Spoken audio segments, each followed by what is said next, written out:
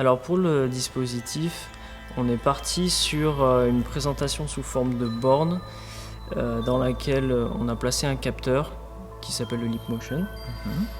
Dans cette borne, on a un vidéoproche qui projette du coup sur un écran qui est en face de cette borne. Et le principe, c'est d'avoir un tracé graphique capté donc avec le mouvement de la main par le capteur Leapmotion, qui est retranscrit donc en visuel sur l'écran en face. Et pendant ce tracé, cette interaction graphique, on a du son en 4 points qui est diffusé dans les 4 angles de l'espace. Ouais, j'ajouterais juste pour remettre dans le contexte en fait par rapport au...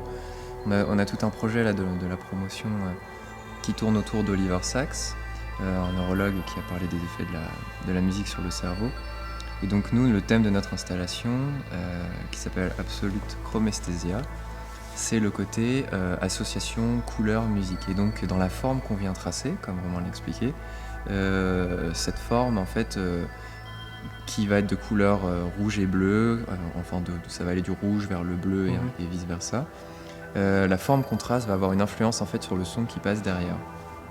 Et donc techniquement parlant, pour rentrer un peu plus dans les détails, donc on a ce Leapmotion qui capte les mouvements de la main de façon très précise, sans contact, donc un petit peu comme une Kinect mais spécialisée pour la main. On peut savoir si on a la main ouverte, fermée, combien de doigts sont visibles, phalanges, etc. Voilà, exactement. Et donc en fait, on utilise le logiciel Unity 3D qui à la base est orienté jeu vidéo. Mais donc finalement nous on s'en sert pour cette installation qui permet donc de récupérer les données du Leapmotion. À partir de là, on sait comment tracer la forme, c'est-à-dire on suit le mouvement du doigt pour tracer la forme. Donc c'est aussi Unity 3D qui génère la forme qui est un mesh 3D en fait dans l'espace. Et ensuite, avec les mouvements de main, on peut donner des mouvements de rotation à cette forme pour la regarder sous tous les angles. Et en fait, pour la partie sonore, on se sert de Ableton Live, en fait, il y a un set live qui tourne en même temps qu'Unity. Au niveau du set, on a des effets audio, des filtres d'érosion, qui sont paramétrés par les mouvements justement de la main. Ce qui fait que l'utilisateur, il a l'impression qu'il y a une sensation unique de « je monte ma main, ça trace vers le haut » et en même temps, l'effet du filtre est modifié aussi. Voilà, on a un balayage fréquentiel en fait. Plus on part sur la droite et plus on va dans l'aigu. Et inversement, plus sur la gauche, on va plus filtrer des fréquences graves, etc. Voilà, c'est comme ça que la sensation de lien entre le son et l'image en fait se fait. Et si on veut vraiment rentrer encore plus dans les détails, mais ça au pire on coupera s'il n'y a pas besoin.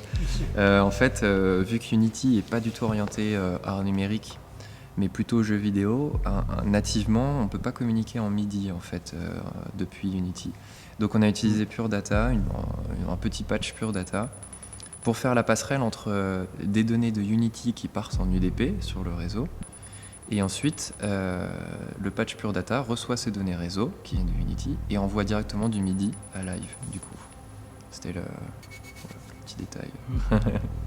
Ce qui est intéressant aussi peut-être de souligner, c'est que on a du graphisme, du tracé en temps réel, alors que la musique elle est complètement fixée et on ne peut pas vraiment interagir dessus. Voilà, il y a juste un filtre qui vient évoluer, mais la bande musicale sur laquelle le filtre s'applique est fixée.